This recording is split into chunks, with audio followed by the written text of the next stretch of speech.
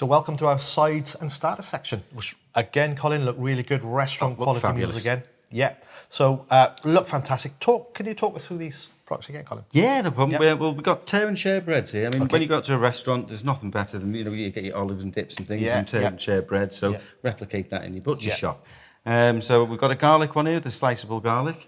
We've got the well grilled sea salt, and we've got a bit of chimichurri sliceable sauce in there. So that one tastes like a little bit like a pizza. Yeah. So when that rips off, all the cheese is gooey down the sides. We've got some crushed Mediterranean potatoes with feta. Okay. That's using the Greek passion. Okay. Yeah.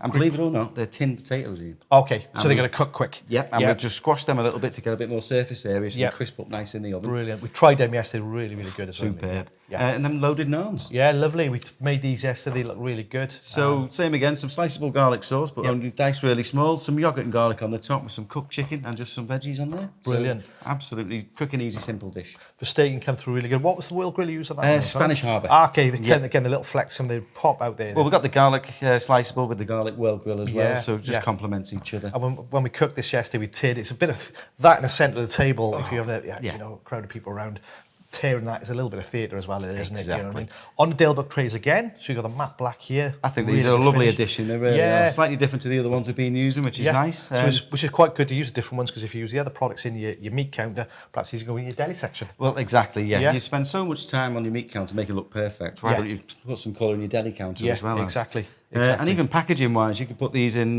large smooth wall foil, just over wrap, so the customer then can just put it straight in the oven to warm up. Perfect.